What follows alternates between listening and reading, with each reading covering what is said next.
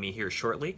On this week's episode, we're going to discuss UFC London, which happens on UFC Fight Pass this Saturday, March 17th, and that's coming to you live from the O2 Arena. 12 bouts scheduled for UFC Fight Pass, with 4 of them being presented on the main card, and obviously the main event being in the heavyweight division, as former UFC heavyweight champion takes on former Bellator champion Fabricio Verdum against Alexander Volkov in the main event. And of course, as always, we will take your MMA questions by commenting down below in the comments section. As I welcome in my co-host,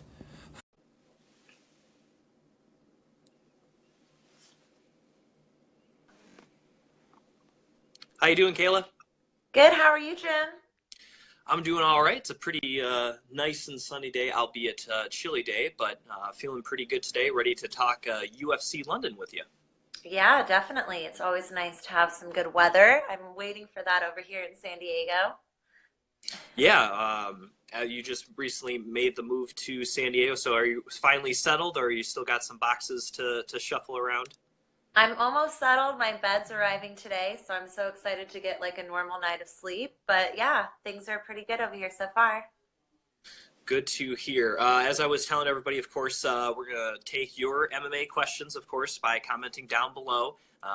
We appreciate those. And, of course, we're also going to talk about UFC London, preview the main card, and then pick the 4 main card fights at the end of the program as well. Once again, thank you for listening on MMA World.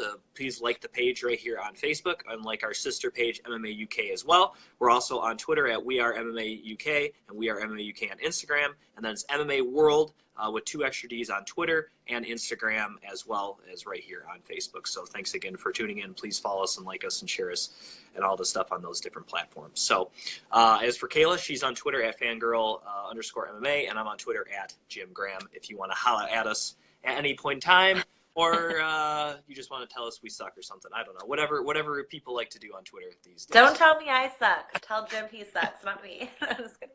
I'll welcome it. Usually when I get something like that, I just go, thanks for watching, because they watched. So I already won in that aspect. So It's good to get all forms of criticism, I guess. That's how you learn. All right.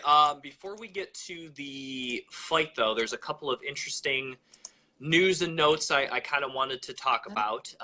That being UFC 225, which is going to take place this summer in Chicago, Illinois. Believe it or not, even though the UFC has been to Chicago several times over the years, this is their first pay-per-view since UFC 90, which was Patrick Cote against Anderson Silva. They've had a whole bunch of UFC on Foxes in that time, but they haven't had a pay-per-view. So while they've gotten big fights, they haven't got the biggest fights, and they get a really big fight in the main event of UFC 225, and that's going to be for this time around the undisputed middleweight championship, as Yoel Romero will once again face Robert Whittaker. There's also rumor that CM Punk, who trains in Milwaukee, Chicago's kind of his adopted hometown, might make his second UFC appearance at this event as well. That's not confirmed, but I think there's a strong possibility of that happening as well. So what are your initial thoughts here on this UFC 225 UFC Chicago card coming up? Well, one, I'm a little jealous that Chicago is going to get that card and that main event, because that's a big one. I'm so excited for Robert Whittaker's return and to just finally get things going with him as a champion and defending the title and all of that going. But as far as CM Punk, yeah, I know that that's something that he keeps tweeting about. It keeps popping up in media, and I think it's a good idea. I mean, obviously we know he does have a pull and a draw of fans that will want to watch, especially his second performance. So great for them to, finally get a pay-per-view. I didn't know that fact. That's pretty crazy that it's been that long since they got a pay-per-view. Right, and like I said, it's not to say they haven't got fights in between. It's just, it's just kind of that's how the schedule worked out. It seemed like every summer they did UFC on Fox in Chicago. But now we get the pay-per-view there for the fans there. So I think that's a great main event. It had to happen. I know there was some rumors of it possibly happening down in Miami, obviously with Yoel Romero training in Florida, the Cuban connection. There's a big Cuban population, obviously, in Miami. That would have been kind of a hometown fight of sorts for him, considering their rematch was supposed to happen in Robert Whittaker's backyard in Australia, or at least his last title defense was supposed to happen in his backyard in Australia against Luke Rockhold. So this is kind of somewhat neutral ground, I guess, having it in Chicago. And I think the CM Punk is a big thing because I think either Whittaker or Romero is kind of on the cusp of becoming one of the next big stars for the UFC. So I think having, I hate to say propped up, but I think having that extra incentive for fans to buy in with CM Punk, regardless of how his first fight went, is a big deal. And also, it's going to help the live gate. Because, like I said, even though it is a pay-per-view in Chicago, it hasn't happened for a while, sometimes when you keep on repeatedly going to a market a lot like they have been, they've almost been to Chicago every year since they started going there at UFC 90.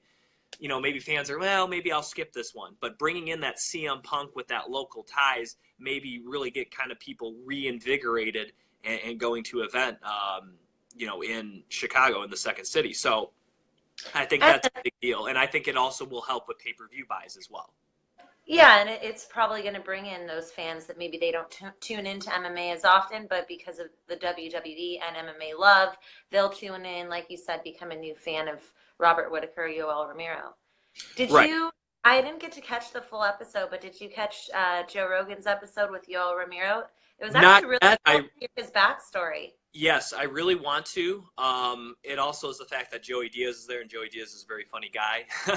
And so I think just Joe and Joey, I think, is a great thing. But then you add in Yoel Romero. The one, I guess, criticism I've heard is because even though Joey is Cuban, obviously does know how to speak Spanish, I think because he probably doesn't speak it as much as he used to when he was younger.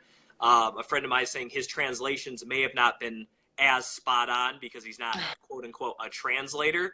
So he said that may be the only kind of little hiccup in the interview, but he says otherwise it was a good show.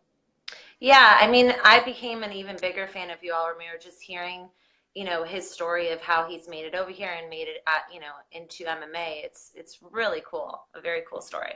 I'm just glad he was able to get Romero because I feel like Romero doesn't do a lot of interviews, English or Spanish. And so, having Joey there kind of help him kind of ease into it, I think was a big deal. And I think that was something fans wanted to see. They wanted to learn more about Yoel Romero. And I'm glad that Joe Rogan was able to kind of make that happen and really kind of showcase him to, everybody. Yeah, for sure. So that was kind of the real big news I wanted to talk about. Then, of course, speaking of pay-per-view, and I think it will happen for this one as well as far as in the future, UFC has partnered up with Amazon to feature UFC pay-per-views on the Amazon Prime streaming platform, which, of course, they have their own network with shows and stuff that you can watch and rent and buy for a monthly fee, much like Netflix or really any other service kind of out there, digital on-demand streaming services. And while I'm not sure a huge percentage of pay-per-views will come with this, I still think the traditional model of people just buying other boxes is probably still going to be the highest percentage. I just think it's big for the UFC to kind of branch out. We saw this, their pay-per-views are now offered on Fight TV, which is somewhat of a competitor of theirs if you kind of think about it, because Fight TV has a lot of lower organizations on it, which Fight Pass kind of features. So it was kind of weird when I saw that. But of course, you can buy them off of YouTube. You can buy them off the Xbox. You can buy them off the PlayStation. And now Amazon. I think while they may say the pay-per-view model is kind of slowing down, which I think is true, having them in different places where people consume media, I think is nothing but a positive. Yeah, well, I think you said it right there. The world's changing. It's going in the direction of all of these digital platforms and all these different ways of bringing in stuff. And if you can make it easy and accessible, like you said, when someone's on their Xbox or laptop or, on a platform like, where they're watching Netflix and Hulu and can just hop over to Amazon Prime, I just think it's so smart and, a really great business move. I know people were wondering if they're going to stay with Fox and what TV deal they're still working out, but I think adding this as a non-exclusive deal is just super smart. It's where times are going.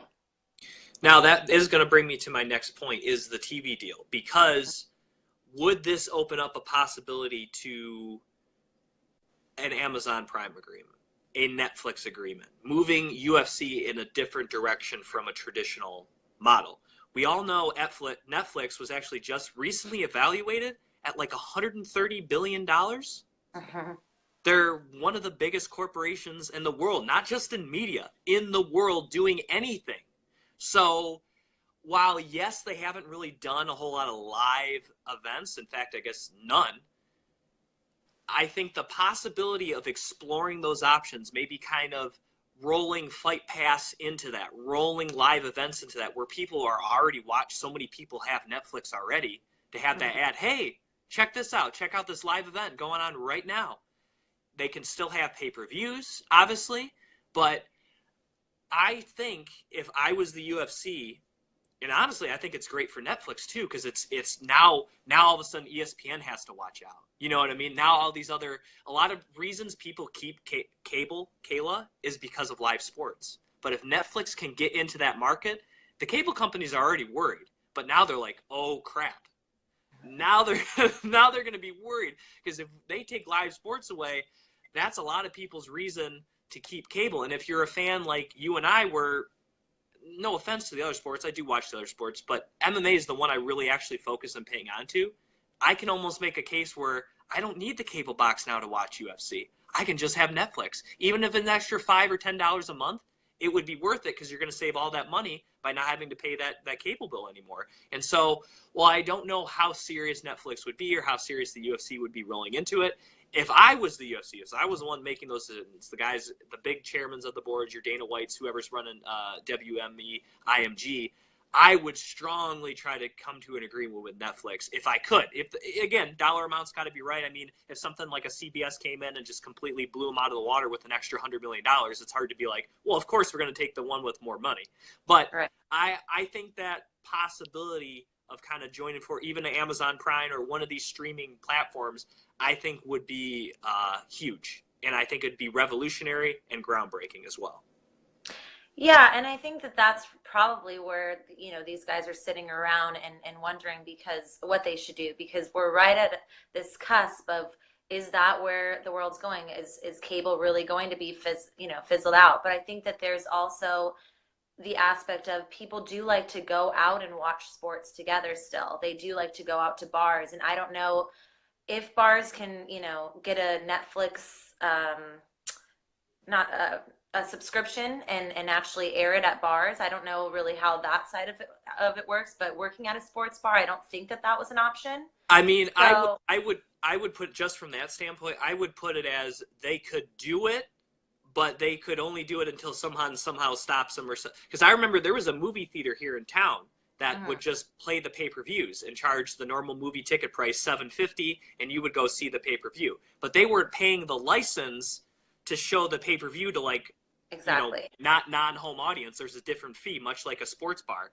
So, And I get it that the thing there's is, like, you people. can do until those regulations get put in place that you can't do it. Well, exactly. And like you said, maybe someone taking a chance like the UFC being groundbreaking might get that process started. But do you want to take the chance of being that person to do that? Because there's a lot of people that still like to go out and watch sports together, myself included. I love sometimes when I'm in the mood of being out at a bar and meeting strangers where you end up being friends with them, probably because you had a couple of drinks, but also because you're watching a sport that you both enjoy. So there's Now, still like those groups too. I think it would take away from, like, the regular fight nights doing that, but obviously the pay-per-view would still be there to go out to the bar to watch the pay-per-view, which I think is how a lot of people, myself included, consume the UFC pay-per-views. Yeah. It's just, well, it's fun, like you said, but it usually is cheaper. Because even if you buy a meal, you have a drink, yeah, maybe you spend $20, but that's better than spending $60. You still save $40. Right. I know someone just made a shout out to John Johnson about Pluto TV and how they have a Glory channel, a free app with 24-hour Glory kickboxing that blew his mind. He's shouting out to you. Cool. Now, I've heard of... I have a friend that works for Pluto TV, so I think that's cool you made a shout out because they have a really nice fight channel. Yeah, I didn't know they had a Glory channel. I knew Glory was doing some digital streaming things to kind of make a lot of their programming on demand. I saw that, but I didn't know it was through this Pluto app. So thanks for that, John, because obviously I'm a huge Glory fan, so that's really cool. Then, Peter, what's our favorite fighter from the UK? Ooh, boy. You know what? I'm going to go with a Bellator fighter by the name of James Gallagher. How about that? I like James Gallagher. You do? He's technically Irish, but close enough to the UK, right? I guess second would be Brett Johns. Brett If Johns. you, Okay. it has to technically be in the UK, then Brett Johns. Can I say that? Well, I don't know. I mean, I guess he is representing the UK, but also Brazil. Can I throw out and say I'm on the hype with Darren Till? Well, he's from England, so. Right. I know, but I know he like wants to hold on to both countries, both Yeah, that's areas. fair. And then Ray says hi. Hello, Ray. Thanks for tuning Hey, in. Ray. All right. Well, with UK on the mind, let's get to this UFC London card coming up this weekend. Speaking of streaming networks on UFC Fight Pass, 8 fights on the undercard. Which fight are you looking to the most here on the undercard, Kayla, for this 8-fight undercard? Let's see. I know that someone just jumped on. I was reading a little bit here. Someone just jumped on the card to save the day. Nad Naramari from Cage Warriors. He was or is the Cage Warriors champion. I think he's making his UFC debut, and I just love. Let me see who he's fighting here. I love when these situations happen because it's cool when a champ from a smaller promotion gets that opportunity to jump on. Obviously, they had interest in him, and I like to see how they step up, with this stronger competition. And he's fighting Nasrat. Do you want to try and give that last name a try? I'm so bad. Hakparapest? Hakparapest. Yeah. Close enough to get because there's a Q, but there's no U. But yeah, I think that's an intriguing one. I know a lot of people are talking about the Roberts and Enkamp just because, it's a stand-up versus grappler, and I think I've heard good things about Roberts giving exciting fights. What about you? Oh, for me, it's Stevie Ray versus Cajun Johnson. No doubt about it. I've been a fan of Stevie Ray for a very long time, pretty much since he came into the UFC. And even though he had that loss not too long ago, I think it was only his second loss in the UFC. Let me double check that. Yeah, where he lost to Paul Felder, kind of got caught there by Paul last summer. He still won 2 out of his last 3 fights. He had that, I thought, just an incredible, comeback performance there against Joe Lazone, where he's able to win by majority decision. He, of course, had the win over Ross Pearson as well, coupled in that time. This will be his first fight here in 2018. Of course, there was a little uncertainty for a while, as fans in the UK probably know, with Stevie Ray getting a contract extension. It seemed like he kind of had to wait a little bit, but they finally got to him. They got an extension, and they got him back fighting here in the UK, where he's only lost once so far in his UFC tenure fighting in the UK. So it's bode very well for Stevie Ray, and he's taking on a guy in Cage Johnson who has had some injury problems in his career. He was obviously featured on the Tough Nations season of The Ultimate Fighter. Took a lot of time off after going 2-1 in the UFC, making his return to the organization in September of last year, where kind of got off to a little bit of a slow start there against Adriano Martins. The much bigger Martins, I thought, was doing a very good job in this fight. But Cajun was able to come back in the 3rd round and knock out Martins, who's an absolute monster. That guy's huge. So I think that was a really big win for him to kind of keep himself relevant. Like I said, he had been gone for about 2 years. So now he's won 3 out of his last 4 fights in the UFC, now taking on Steven Johnson. I think this is a very good matchup. I would say Johnson's probably the quicker guy in and out movement, but Stevie Ray is going to be the bigger and stronger guy. And I think that's really going to be where this fight takes place. I think is going to feet. I don't think you're going to see a whole lot of grappling, but it's going to be, can Johnson use his speed well? Can he use it effectively to kind of frustrate Johnson, maybe get him into a bad situation where he can knock out a bigger guy, much like he did Adriano Martins? Or will Stevie be able to counter that speed, figure out the timing, and able to land those bigger, powerful shots that he's capable of? So that's why I really like this fight, and I think it's going to be my one to watch on the undercard. Okay. We got a couple of questions here. Let's see. Who should CM Punk fight next? Honestly, I don't know, because you have to give him somebody that doesn't have that much experience, but you also now, because of the Mickey Gall fight, you got to make sure it's not a guy that has a brown or black belt in Brazilian Jiu-Jitsu. I think you got to give him somebody that is more of a striking-based fighter, just because he may have more of a puncher's chance. I don't think it was going to be a while before he was going to be able to take on someone like Mickey Gall and do it competently. So I'm not sure who that is, because people are going to be intrigued by him. So at the end of the day, it doesn't really matter who he faces. But unfortunately, thanks for the question though, James. Unfortunately, I can't think of somebody. They may have to again bring in somebody that's never fought in the UFC as well, or maybe someone that has like one fight in the UFC but just doesn't have a lot of experience. So they got to find like the right opponent. I think they're going to have to do a little more assertion than just given. Then it might, like I said, it might even be someone that's just not even on the roster. Yeah, pull out those great matchmaking skills. James, do you have anybody in mind to fight CM Punk? All right. While James answers that, let's get to the main card here for UFC London. First fight of the evening, Leon Edwards versus Peter Sabata. I think Edwards is the better technical striker. Sabata's probably the better grappler. Sabata's a guy that does like to move forward, though. So I wonder if that will throw off Edwards at all. Very much a guy that likes to plot forward, get inside, land some short shots, and then maybe take the fight down.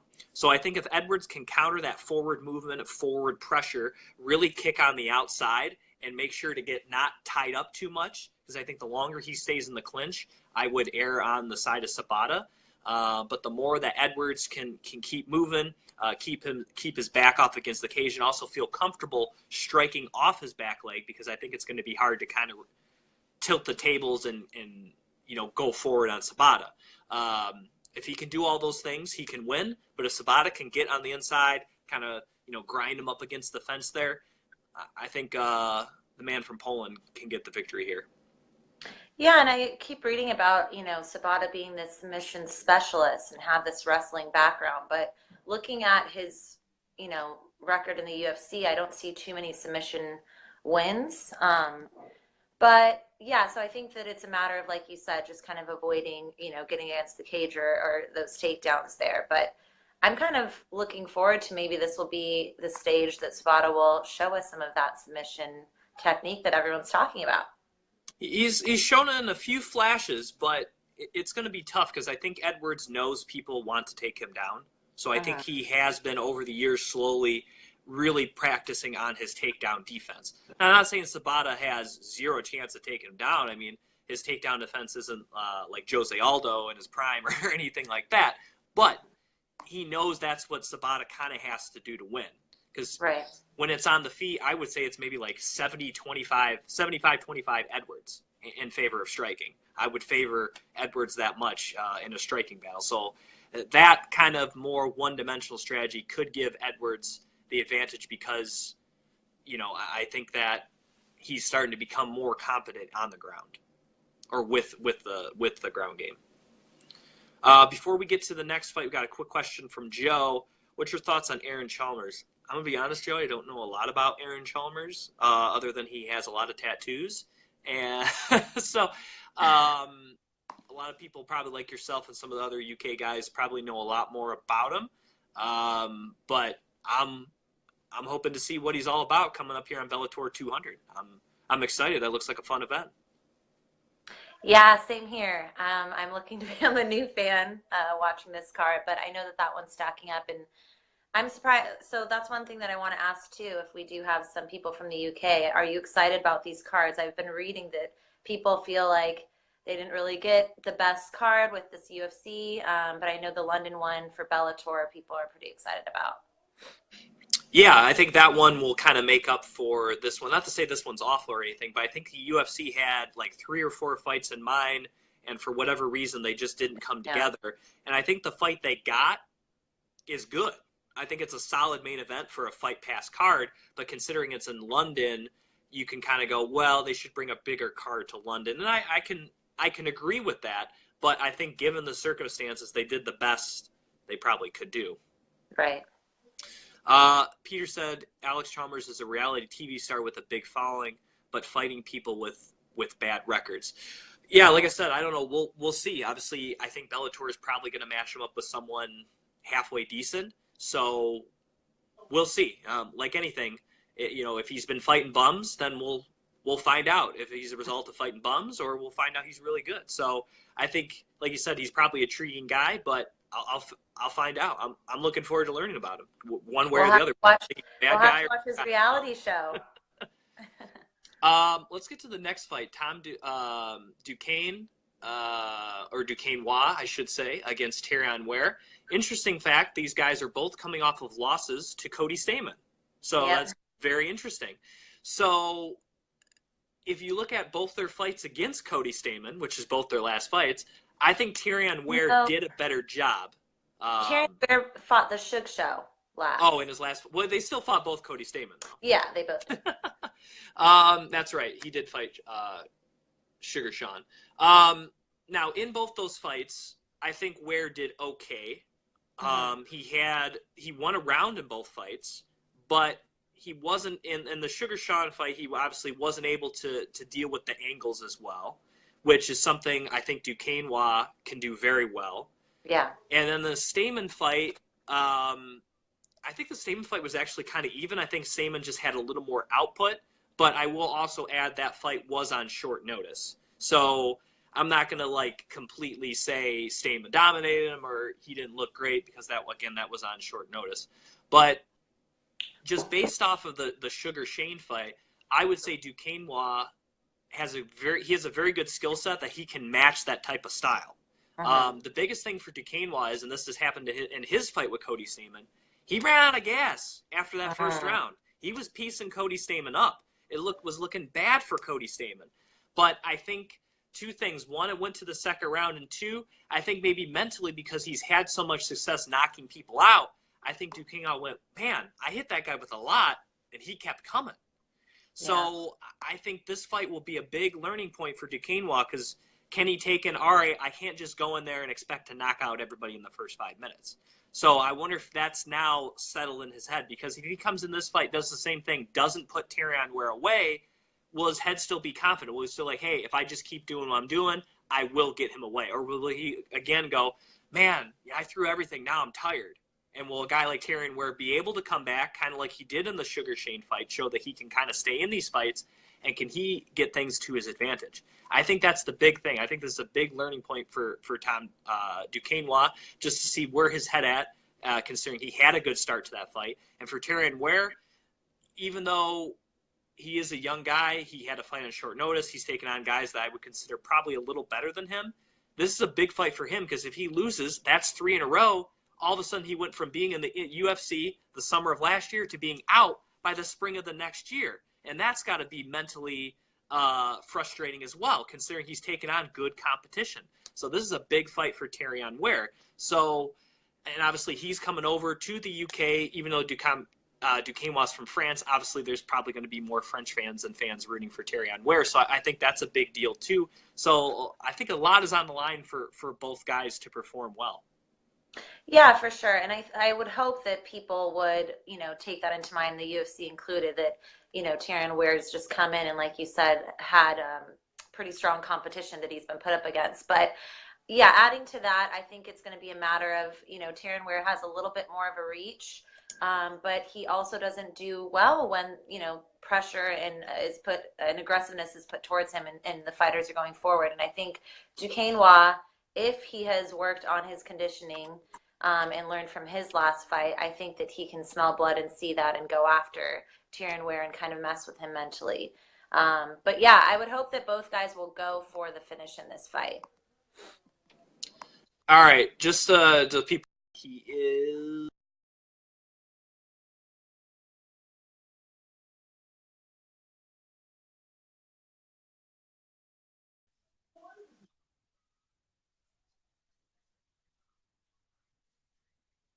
As Peter said, he is on a 4-fight losing streak, getting finished in all 4 of those.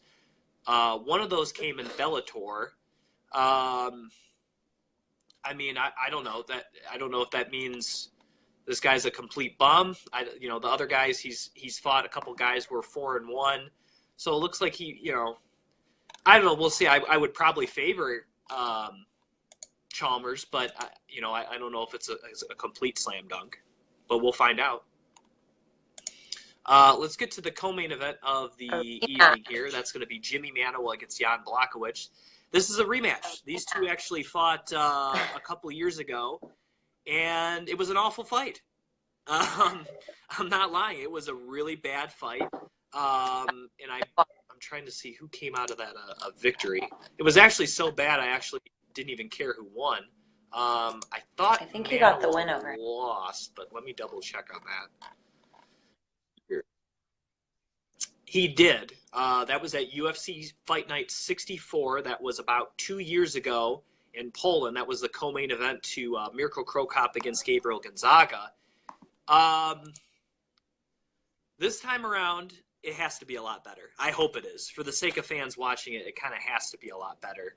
I think for Blachowicz, I think he, at the time, was trying to show off his stand-up skills, and they weren't quite there yet. Yeah. I think now he's developed. He is a more competent striker. I think for Manuwa, I think he was maybe worried about the grappling of Blachowicz, so I think we saw him kind of hold back a little more, and it turned out for being a fight where nobody really did anything. It seemed like both guys were kind of waiting for the other to do something instead of going out and doing it. And I think this time around, considering the state of the light heavyweight division, considering that just a couple of victories all of a sudden get you to the top because this is not a very deep division, I think both guys need to go out there and just try to impose their will and not worry as much about what the other guy's going to do. And for Jimmy Manuwa, that's throwing hard punches to the head. For Jan Blachowicz, I think that's getting in close, taking this to the ground, and trying to take that. Yeah, I mean, especially if they're in the co-main event slot.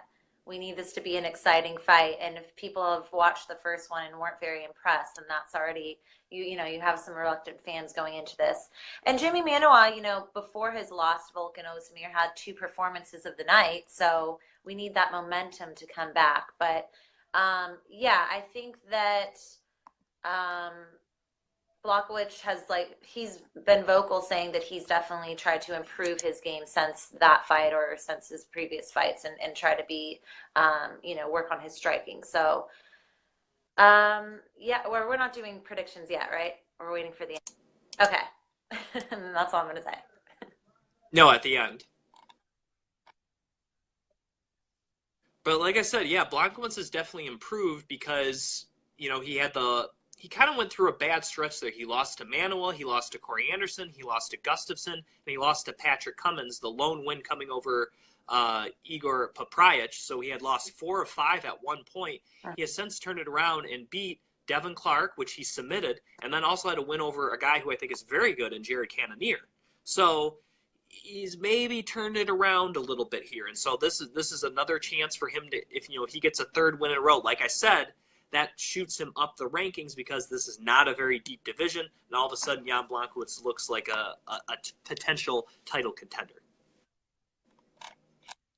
All right, let's get to the main event of the evening in the heavyweight division. As I said, former UFC champion Fabricio Werdum will take on former Bellator heavyweight champion Alexander Volkov. Obviously, you have the many-time over world champion Brazilian Jiu-Jitsu black belt Fabricio Werdum on one end, and then you have the super tall, 6 foot, I think he's 6'7", 6'8", Russian, who is a very good boxer, and obviously because of his height and reach, is a very hard guy to hit. And really, since his days in Bellator, where he was kind of walking around 220, 230 pounds, he has put on some weight. He's really embraced the heavyweight life and is now, more in that close to 240, 250 range, which is good because for a while there, it was looking like this guy should drop down to 205. But he kind of got a little older. He started putting on some weight. Obviously, he left Bellator after losing to Chet Congo. He was an M1 for a little bit, picking up a big knockout win over Attila Veg. But then so far, since transitioning to the UFC, he's gotten some good victories. He's beaten Tim Johnson, Roy Nelson, and most recently had a tremendous performance knocking out Stefan Struve. That was back in September of last year. However, I don't think he's faced anybody quite like Fabricio Werdum. And Werdum obviously has developed into a very competent striker, but the ground game is where he should be leaps and bounds ahead of Alexander Volkov. And if this fight goes to the ground, even with the length of Volkov, I'm not really sure there's much he can do to counteract the jiu-jitsu skills of Fabricio Werdum. So for Volkov, he really has to keep Werdum at range. because if he can keep him at range and Verdum just kind of shoots in for shots way farther out, doesn't set him up, then Volkov's going to see them coming from a mile away, and he can counter with uppercuts and knees. But if Verdum's able to use his striking to get on the inside, take this fight to the ground, I think he very possibly not only can win, but probably could submit Anderson. Yeah, no, I Alexander think Volkov that, and I probably don't within see 3 rounds. Fabricio. I think that, he sees what's going on with the division. He sees that he, is getting some momentum back. I don't think he's going to take the chance. I don't think he's sleeping on Volkov. I think that, yes, Volkov might be newer to the UFC, but just like you said, he has a history within MMA, former champion over at other promotions. I don't see him taking the chance of not trying to take this fight to the ground. I do think that Volkov, though, has shown that he is evolving as a mixed martial artist. And if you're going against Fabricio Verdum, one of the best, if not the best, guys with the ground game in his division, you probably brought in some great people to train with in your training camp preparing for him. So it just, it's old versus new. It's going to be cool to see how both men go about this. And if Volkov can really step up and show us that he's ready to, compete against the elite.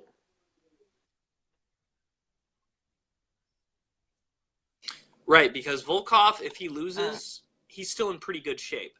Verdum, if he loses, he's already 40 years old. He had the loss to Overeem, less than a year ago. How many more fights does he have left? And if he loses, that really puts him in jeopardy of not being able to fight for the title again before he retires. So this is a very big fight for Fabricio Verdum. All right, with that said, let's get to picks here for UFC Fight Night 127, coming to you live from London, England at the O2 Arena this Saturday, March 17th, exclusively on UFC Fight Pass.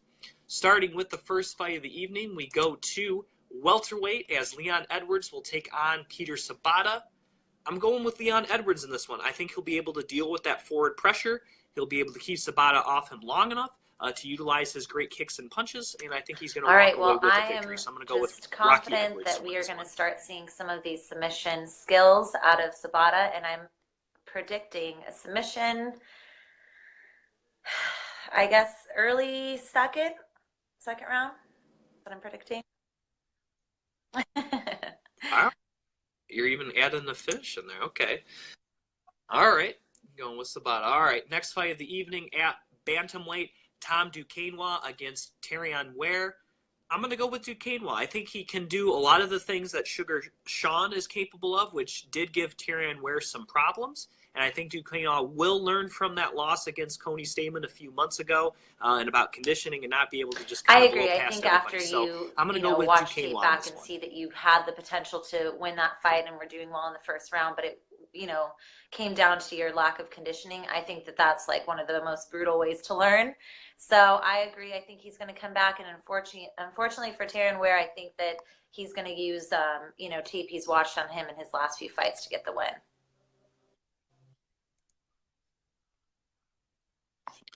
Jimmy Manuwa against Jan Blachowicz, whatever you want to call him, my man from Poland.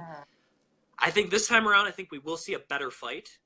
And I'm going to go with Jimmy Manuwa. I think Jimmy Manuwa this time is not going to be as concerned about getting taken down. I think is going to go more for it. I think he's going to be a lot more aggressive, knowing that he has the power to knock out anybody in this division.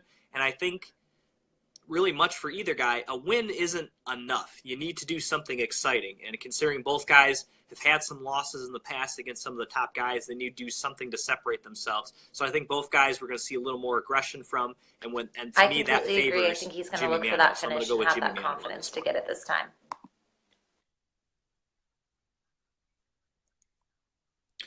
The main event of the evening, Fabricio Verdum against Alexander Volkov. While I think Volkov can certainly win, physically he has the tools to stop somebody like Fabricio Verdum. I think eventually Verdum's going to be able to get inside, get this fight to the ground, get himself in a very advantageous position to either finish with an accumulation of strikes or submission at some point. The thing is, this is a 5-round fight. Verdum, I feel like all he needs is one takedown and he can win the fight. And Volkov doesn't really have one-shot knockout power. He is more of an accumulation of straight guys using that long frame.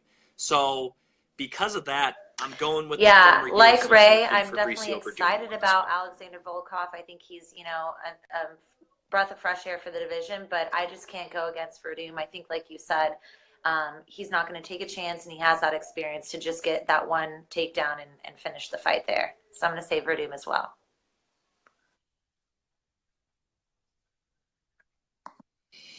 All right, anything else No, I to think add that before we yeah, this end is the a good broadcast card, here, Kayla? especially the main events, getting me excited. It'll be nice to recap and see, especially the co-main event, if they can make up for last time. And I look forward to talking with you next week.